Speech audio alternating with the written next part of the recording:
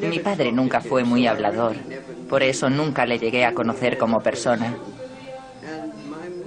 En cuanto a mi madre, sí, solía hablar, pero nunca llegó a abrirse a mí, y supongo que nunca hizo un gran trabajo como madre. ¿A quién te sentías más unida? ¿A tu madre o a tu padre? ¿Más unida a mi madre que a mi padre? ¿Que a quién te sentías más unida? Creo que estaba más unida a mi madre. Sí, suele ser así. ¿Estabas muy unida a tus padres? Estaba más unida a mi madre. ¿Ah, sí? ¿Y sabes quién era mi madre? Tú. ¿Yo era tu madre? Sí. ¿Quieres decir que yo le caía bien a tu madre y ella decidió que yo debería estar en tu vida? Tú eres mi madre. ¿Y cómo puedo ser yo tu madre? ¿Lo eres? No sé cómo. No lo sé. Algo debió salir mal. Por decirlo así, hicimos algo particular. Pienso que algo debió ir bien. Así es como todo funciona. Sí, así es como todo funciona. Cuando llega el Alzheimer.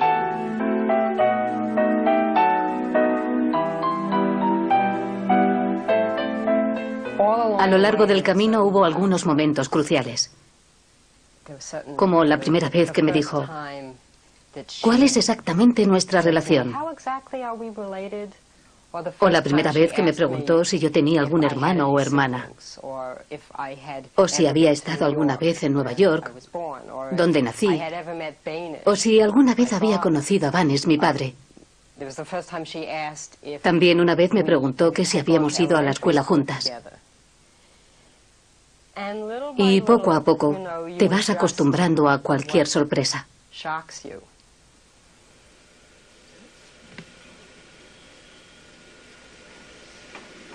No, está bien, no llevo puesto el audífono. ¿No? Sí, y ahí es donde están los pequeños, ¿cómo los llamas? ¿Remolinos? Sí, remolinos, pequeños nudos. Cuando mi madre tenía alrededor de 70 años, empezó a tener lo que todo el mundo llamaba problemas de memoria. Pero era el tipo de cosa que tengo yo, para lo bueno y lo malo. Pero es el tipo de cosa que tiene mucha gente. Se volvió algo repetitiva.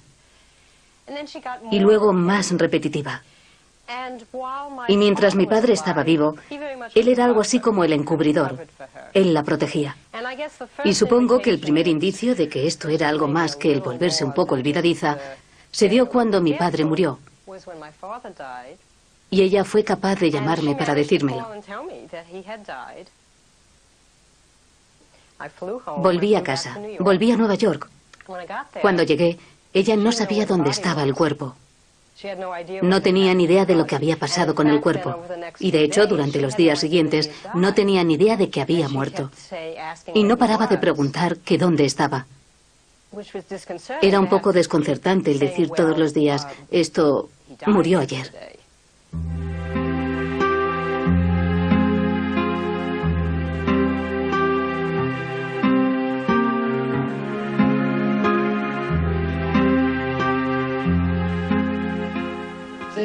De todos modos, las cosas no eran fáciles para él últimamente.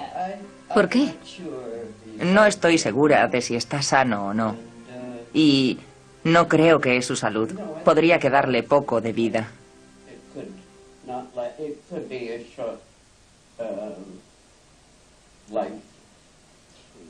Mamá, Vanes murió hace unos 5 años. Sí, y nadie nos lo dijo. ¿No fue así? No, tú lo sabías. Estabas allí cuando ocurrió.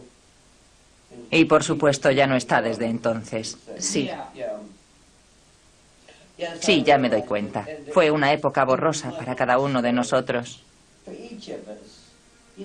Cada una teníamos una relación diferente con Vanes. Y entonces se fue. Y luego se transformó en una persona diferente. Sabíamos que había muerto y nunca volvió. No podía. Claro. No fue fácil. Y una no puede cambiar a la gente. Se fueron.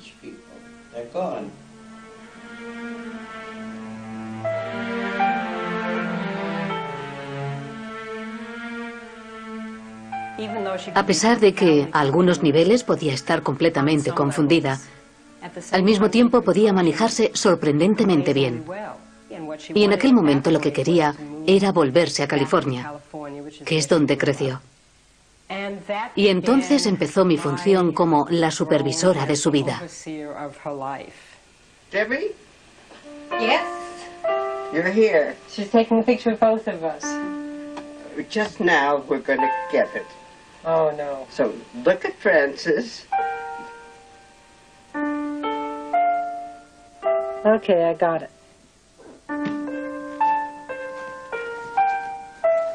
I should have. Debería tener una llave.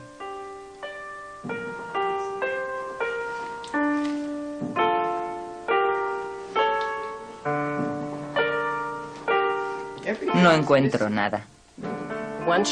Una vez que se dio cuenta de que tenía un problema con su memoria, lo intentaba compensar. Escribía acerca de todo. Tenía todo tipo de notas para acordarse de las cosas.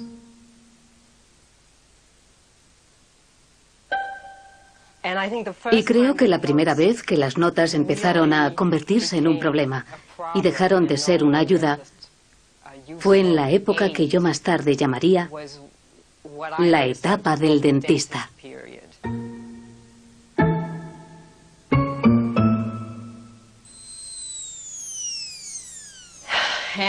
La etapa del dentista empezó porque tenía algo mal en una muela. Y empezó a escribir notas porque tenía miedo de perder la cita con el dentista. Y las notas se apilaban y empezaron a convertirse en una obsesión.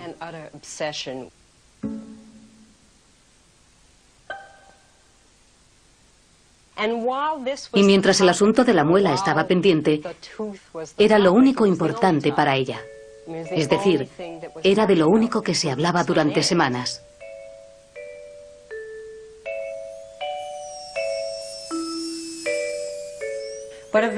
Al final pidió la cita. Se ocuparon de su muela. Y en lugar de dar por zanjado el tema, este iba en aumento. Y empezó a ir al dentista todos los días, sin ningún motivo. Así, cada mañana llamaba a mi madre y le decía: hoy no tienes que ir al dentista. No tienes que hacer nada. No vayas a ningún sitio. Quédate en casa. Yo le suplicaba y parecía que ella lo entendía. Me decía: tienes razón. ¿No tengo que ir? Vale. Hoy no tengo cita. Me quedaré en casa. Colgaba el teléfono y estaba orgullosa de mí misma y pensaba: lo he hecho. Pero literalmente media hora más tarde el dentista me llamaba y me decía que estaba allí. Y entonces el audífono se rompió.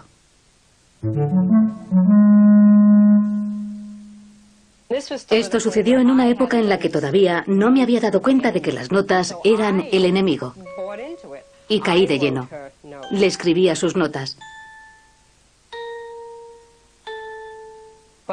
Pero ella las volvía a copiar. Entonces llegábamos a tener un montón de notas del audífono. Y con ellas, de alguna manera apareció mi número de teléfono.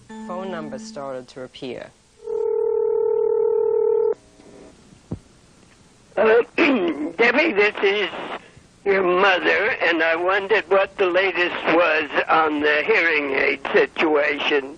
Let me know when you have time. Thanks. Monday, 10:30 a.m. Debbie, I'm your mother, and I think that the, what do you call it, the hearing aid has improved. Do you know?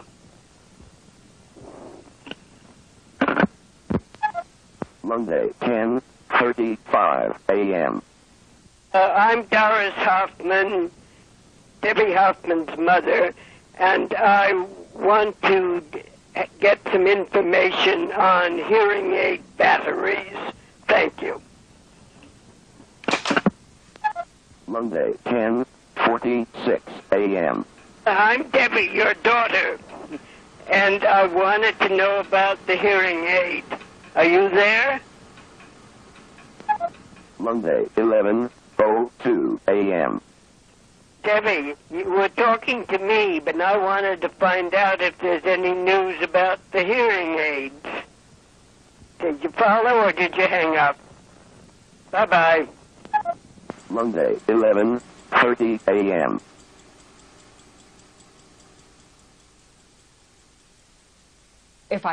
Estaba en casa y cogí el teléfono e intenté explicarle. Tu audífono se está reparando.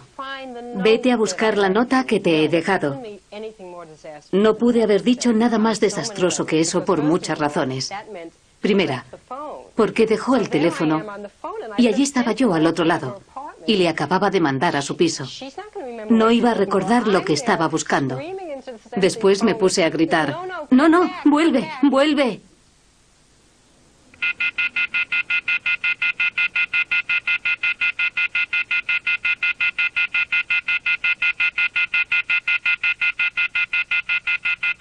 Hello, Debbie. I've been waiting outside of my apartment. I hope everything's going well. And call me back. I'll be outside my apartment. Thank you.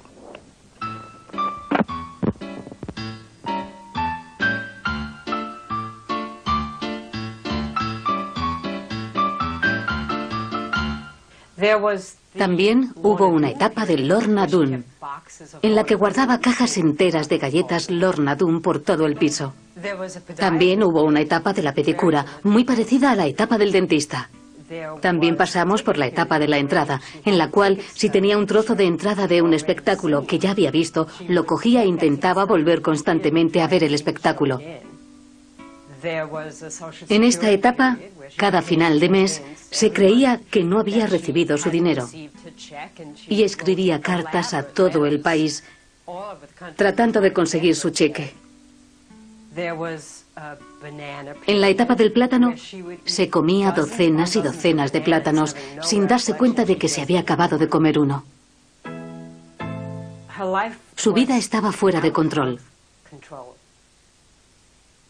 Mi vida estaba fuera de control. Se me hacía cada vez más difícil poder tener una vida normal. Mis días se dedicaban cada vez más a contener la situación. Estaba tan histérica con el asunto de las notas que iba a su piso equipada con tipes y borraba todo lo que ella había escrito en el calendario.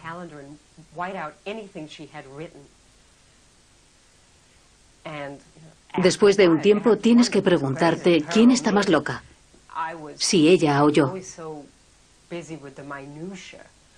Yo siempre estaba tan ocupada con minucias tipo, no tienes que ir al dentista o tu cheque ya ha llegado ayer, que nunca podía dar marcha atrás e imaginarme la situación al completo para pensar qué era lo que le estaba ocurriendo. Al final la llevamos al médico. Yo entré y dije, sé que ha tenido una serie de pequeñas apoplejías, porque ese era el diagnóstico que yo quería oír y que yo quería que fuera. Ellos me siguieron la corriente y dijeron, bueno, ya decidiremos nosotros qué es lo que tiene. Me dijeron que no. No está dentro del grupo de riesgo de apoplejía. Probablemente nunca tenga una apoplejía. Tiene Alzheimer.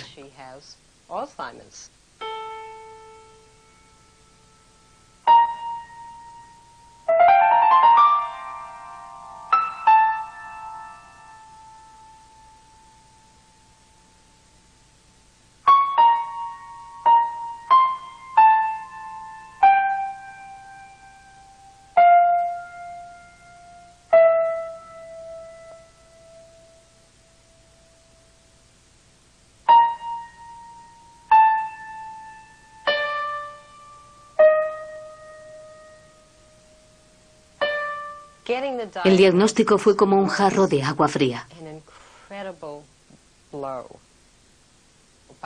En esa época, el Alzheimer era una enfermedad bastante popular. Había oído un montón de cosas acerca de ella. Un montón de cosas deprimentes y tristes.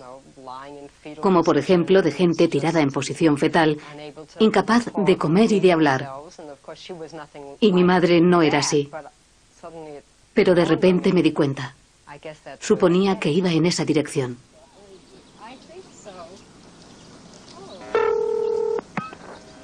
Hello? Hi, it's Debbie. Hi, Debbie. How are you? Fine, how are you? Fine. And I don't know why we don't get together more often, but we don't seem to.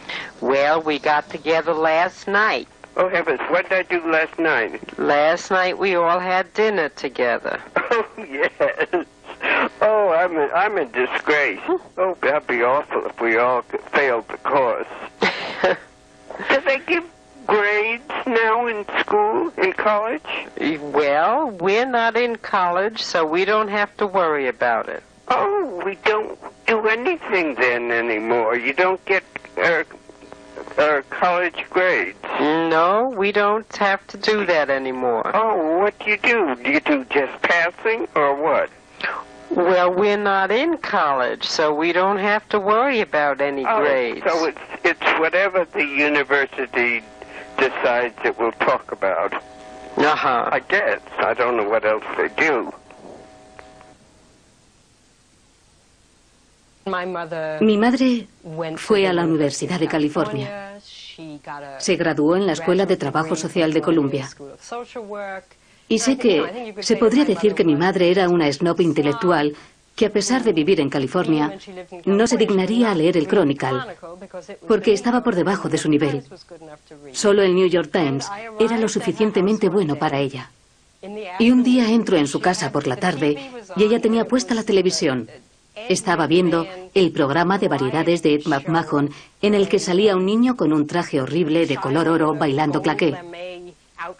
Nunca me hubiera imaginado a mi madre así. No solo lo estaba viendo, sino que lo estaba disfrutando eufóricamente, riéndose. Yo me enfadé.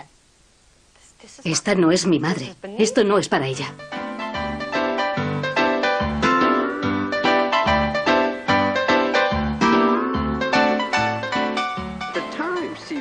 Parece ser que el tiempo pasa de manera diferente. ¿Qué edad teníamos cuando éramos de mediana edad? Creo que yo soy de mediana edad, porque yo tengo 45 años. Tú tienes 45 años. ¿Eso es mediana edad? Y yo debo de estar cerca de los 50 años. Eres algo más vieja. ¿De veras? Entonces 50 y algo. 60. ¿Sabes cuántos años tienes? 84. ¿Tengo 84 años? Nunca lo hubiera pensado, Debbie. No he pensado en mi edad durante muchos años.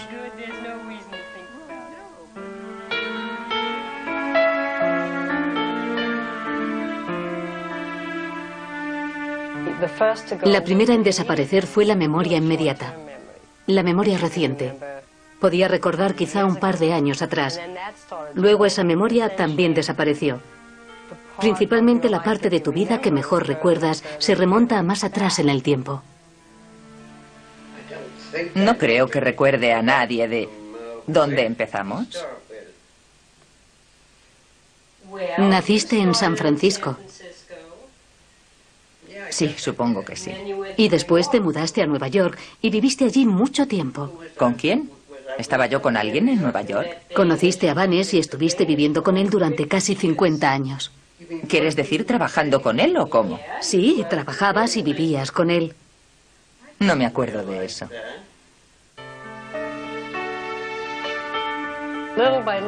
Poco a poco, los únicos recuerdos restantes eran los de su infancia y los del principio de su madurez. Recuerda bastante bien a sus padres. Pero lo que yo conozco como su vida, es decir, mi hermano, mi padre, yo y los más de 50 años en Nueva York, desaparecieron de su memoria. O se convirtieron en un soplo de recuerdos que le venían de vez en cuando. Es algo borroso. Algo que me resulta muy duro de admitir.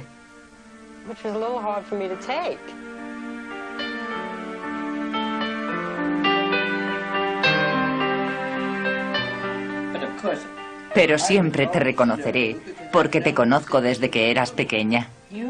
Me conociste justo cuando nací. ¿Sí, de veras? ¿Estaba al otro lado de la calle o algo así? ¿Dónde naciste? ¿En qué calle? En la calle 169, en Flushing. Ahí es donde vivíamos todos. Exacto. La calle 169, sí. Entonces te conocí. Conocí a Francis, conocí a... espera un momento.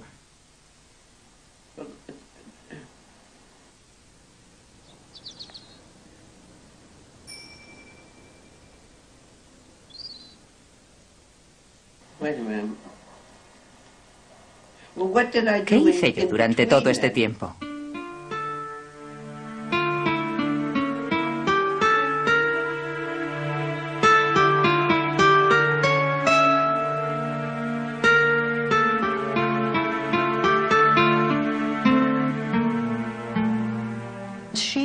Parecía que, por épocas, por etapas, ella sufría mucho. Por culpa de la confusión, por sentirse estúpida, avergonzada e incompetente. Debbie, darling, I am your stupid mother. I've got everything mixed up. I didn't do anything I wanted to do or didn't do. And we didn't have a lovely outing and all sorts of things because I can't remember from one minute to the next what I do and don't do.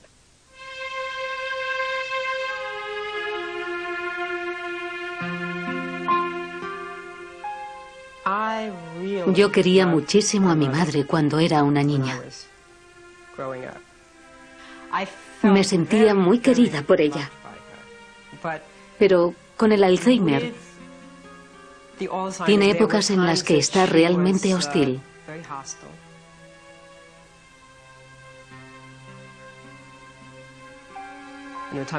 En algunas estaba particularmente hostil conmigo, porque yo era la persona que la estaba vigilando, tratando de mantener el orden. Eso era tan frustrante para ella que se revolvía y me veía como un enemigo, y eso era verdaderamente doloroso.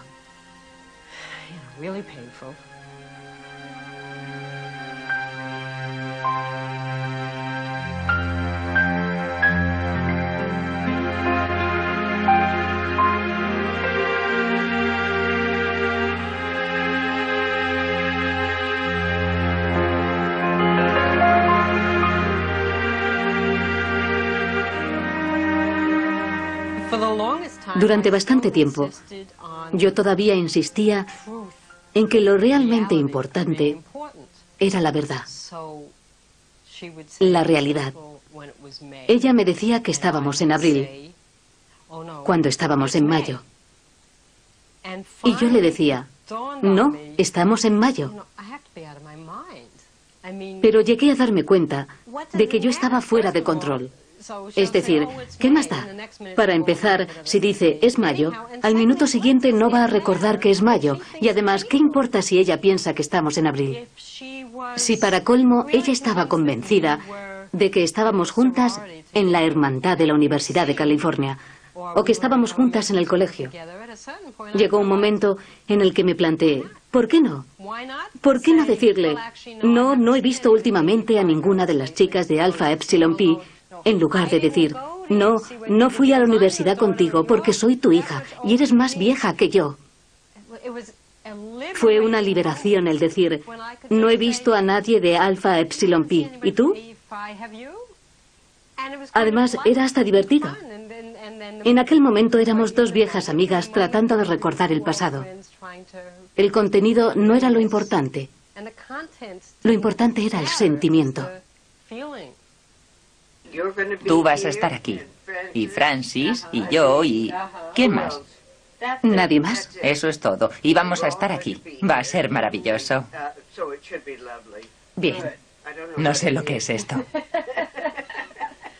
Yo tampoco. Vosotras dos juntas. Sí, sácanos una foto a mí y a Debbie juntas. Vale, sencillamente sujétala y apúntanos.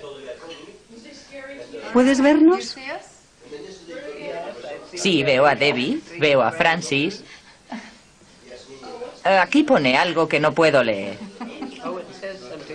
Sí, Francis.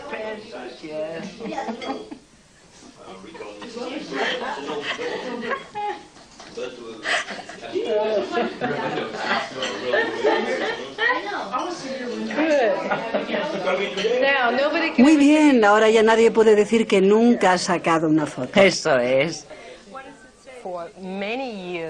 Durante muchos años, ella era consciente de que estaba enferma y de que yo era gay. Y eso era algo que le enfadaba.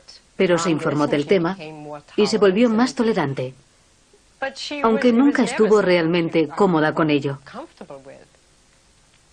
Pero cuando empezó con su enfermedad, todo se redujo a lo más básico. Y lo más básico era que yo tenía una amiga, Francis. Esta persona era muy amable conmigo. Esta persona me hacía feliz. Eso era bueno. Esta persona era buena con ella. Le hacía feliz. Eso era bueno. Todo era muy simple. Mi amiga Francis está siendo muy amable. Sí, está siendo amable. De cualquier manera la queremos. ¿Es la verdad? ¿Tú lo sabes? Yo lo sé. Y Francis lo sabe.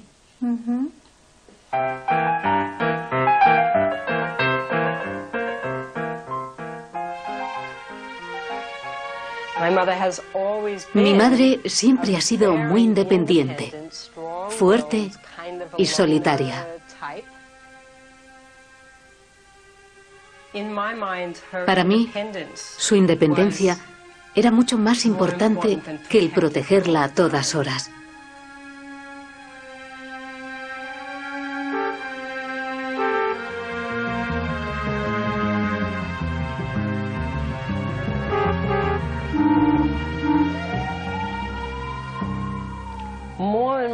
Pero empezaron a suceder más cosas que nos llevaban hacia una catástrofe. Hi, it's Debbie. Hi, Debbie. How are you? Well, I'm fine. I understand you got locked out. I got what? You got locked out of your apartment. No, I didn't. Yes, you did. Somebody just called to tell me that. Well, they may have. I've been here all the time. Well, no, you haven't. But you have to be sure you stay there. You can't go out wandering. You stay... And I was there in the building. Well, you were out of the apartment and you got yourself locked out. Well, I didn't. No one else did. I don't know what you mean. Well, you just have to be sure you stay home. Well, I do stay home. Everyone was staying home. Yeah. It was everybody who had an apartment. They said, let's all stay at home, and we all stayed at home. Okay, well, that's good. You just stay there. Yeah, it was the thing to stay at home. All right, now you stay home for the night. All right, I'll stay home for the night. Okay, good. Okay, I don't like sleeping alone anyhow, and so I'm very happy to be in my bed by myself. You put your pajamas on. Yes, of course. And all is well.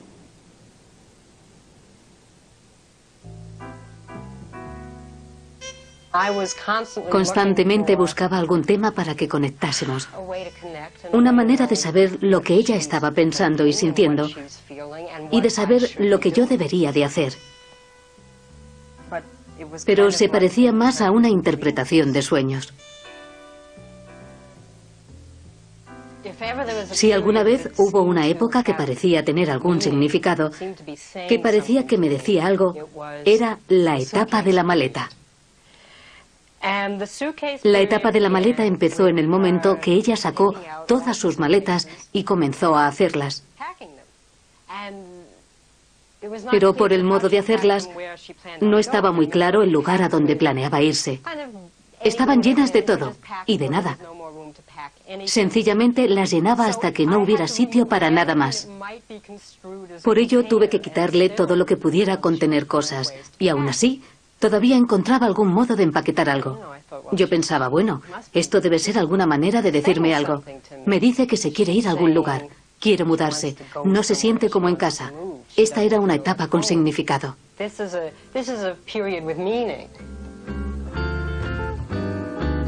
Pack up all my cares and woe.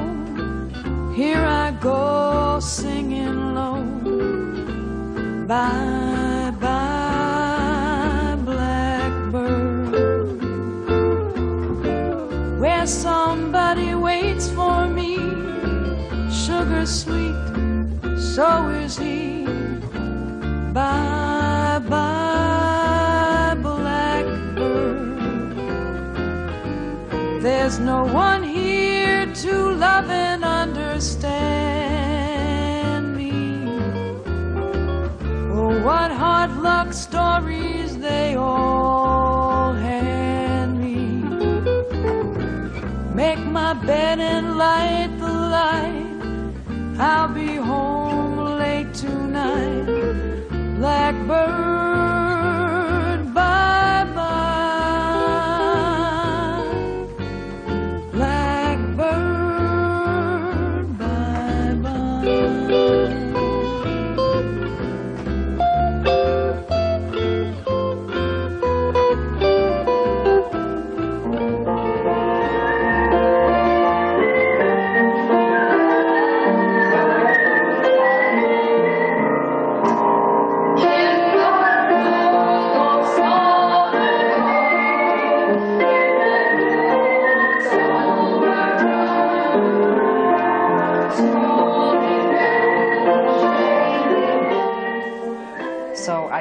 Por eso comencé a buscar una residencia.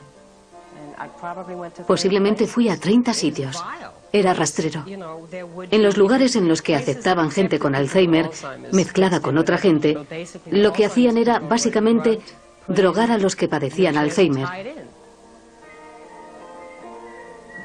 Ponerlos en una silla de ruedas y atarlos.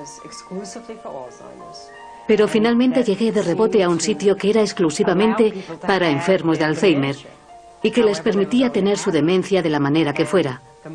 En el momento que entré, supe que ese sería el lugar.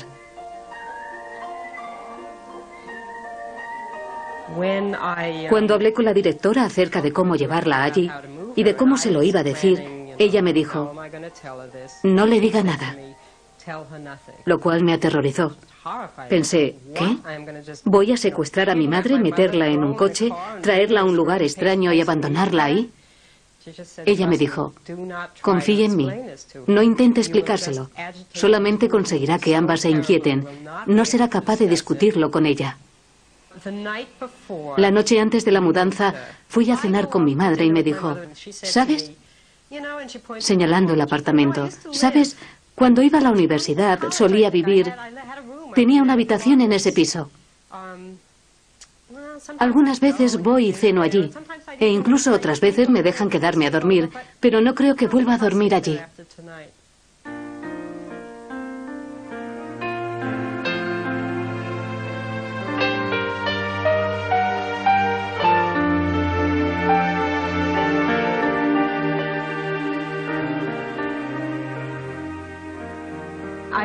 Me sentí como, y creedme, no le había dicho ni una palabra. Tratamos de actuar igual que siempre. Sentí que lo sabía y que quería decirme, está bien, haces lo correcto.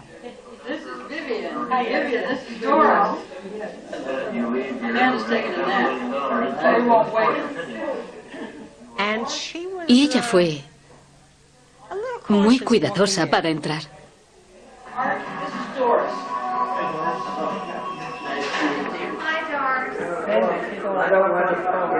That's all right. Don't worry about it. Nothing's too important to come say hello to you. Inmediatamente la separaron un poco de mí. Supongo que el momento más difícil en mi vida fue cuando salí de ahí.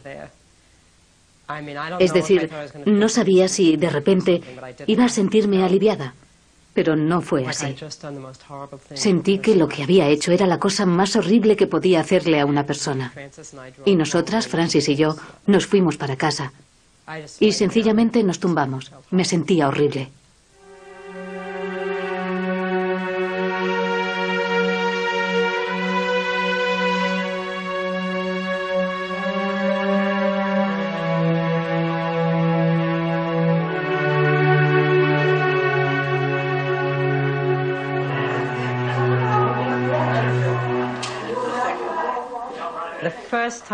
La primera vez que volvimos a ver a mi madre fue 2 días más tarde.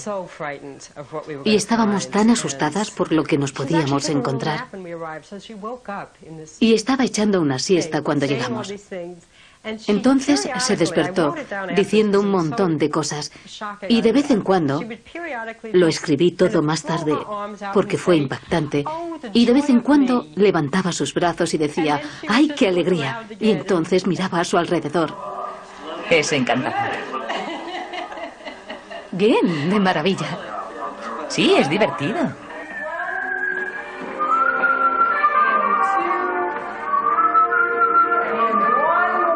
Vamos allá, una vez más. Estirad los brazos. Me llevó más tiempo a mí que a ella el acostumbrarme a su nuevo hogar. Ella se hizo a él instantáneamente. Al igual que al contemplarla viendo el show de Ed McMahon en la televisión, el verla por primera vez con una camiseta y unos pantalones de chándal fue difícil para mí.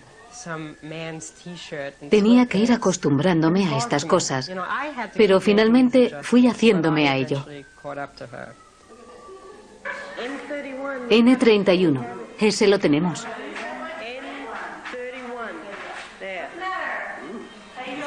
¿Eso quiere decir 31 centavos? No, es solo el número. Y si completas una línea entera, entonces ganas. No creo que lo consiga. Bueno, la última vez lo conseguiste. ¿El qué conseguí? La última vez ganaste. No recuerdo eso.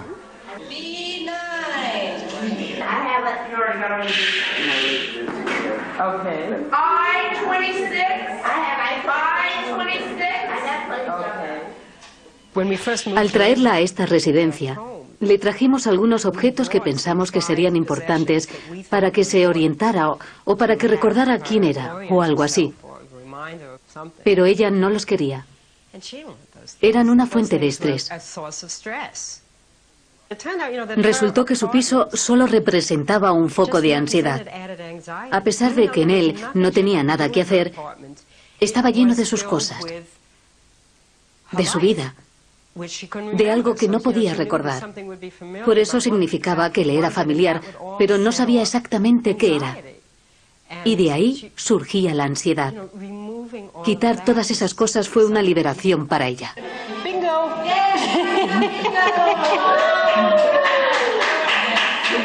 You got bingo. What did it say? Look, you got a whole line of them. Graham crackers, honey. You're the big winner today. Y se quedó solo con algo de ropa que no era suya. Ni siquiera una cosa, salvo su bolso. Y todavía se agarraba a su pequeño bolso. Pero lo único que tenía dentro eran unos clines y un penique. No conservaba nada de su pasado.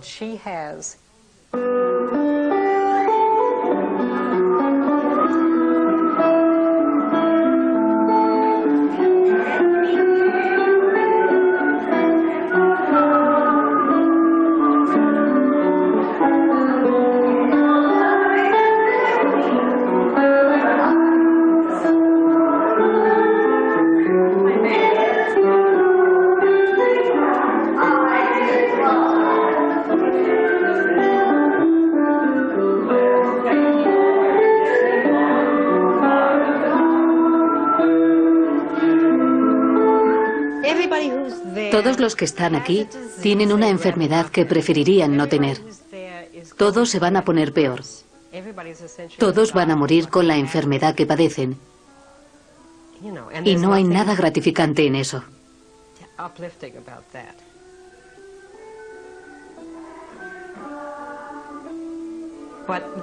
Pero una vez que aceptas las circunstancias, mi madre tiene Alzheimer y cada vez va a recordar menos cosas y puede que llegue a no saber ni quién soy yo.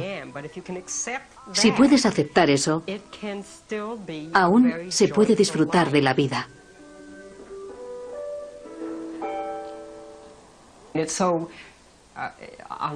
Por un lado es tan malo, pero aún tan profundamente real, que gracias al amor mi madre está bien. Y ella está en un lugar donde recibe un amor constante e incondicional. Y se encuentra perfectamente bien así. Y con eso es feliz.